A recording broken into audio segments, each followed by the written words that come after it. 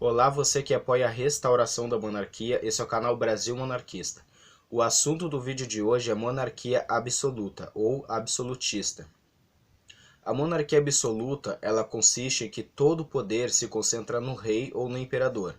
Ele tem poder absoluto, ele pode julgar, legislar e executar, né? Por exemplo, atualmente, né, numa república, né, como nós vivemos, ou numa monarquia constitucional e parlamentar, existe o parlamento, o judiciário e também o executivo exercido pelo primeiro-ministro. Só que numa monarquia absoluta, todo o poder se concentra no rei, ou no imperador, né? É ele que dita as regras, ele que aprova as leis que ele acredita ser melhor para o país dele. Então, geralmente nas monarquias absolutas também, o que acontece?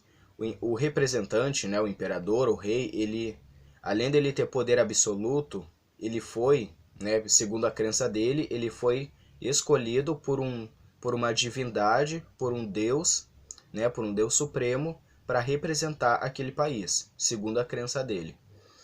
Bom, qual é a minha opinião a questão do absolutismo?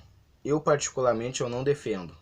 Né? Eu não defendo que o Brasil volte a ser uma monarquia absoluta, até porque nós não fomos uma monarquia absoluta na época de Dom Pedro I. Enfim, a monarquia no Brasil ela é constitucional e parlamentarista, ou seja, nós não teremos uma monarquia absoluta. Não há a menor chance do Brasil restaurar a monarquia e virar uma monarquia absoluta. Não. Porque quando o Brasil restaurar a monarquia, nós seremos uma monarquia constitucional e parlamentarista, ou seja, nós teremos o poder judiciário, o Congresso, teremos o executivo que será governado pelo primeiro-ministro, né, o chefe de governo, enfim. Então, exemplo de países que têm monarquias absolutas é, por exemplo, Arábia Saudita, Brunei, e nesses países, né, o rei, ele tem poder absoluto, ele que dita as regras, ele é que aprova as leis que ele acredita ser melhor para o país dele, que ele acredita que é necessário. Enfim, eu não apoio a monarquia absoluta, até porque não há liberdade de pensamento, liberdade de opinião nesses países, né?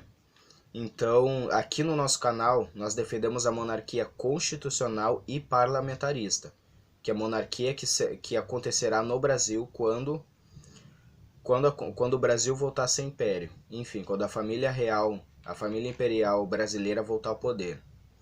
Enfim, essa é a monarquia que nós defendemos.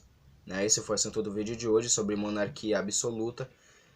Tem muitas pessoas que defendem a monarquia absoluta, que acreditam que é a melhor forma de governo para o país, que é a única monarquia que de fato vai funcionar.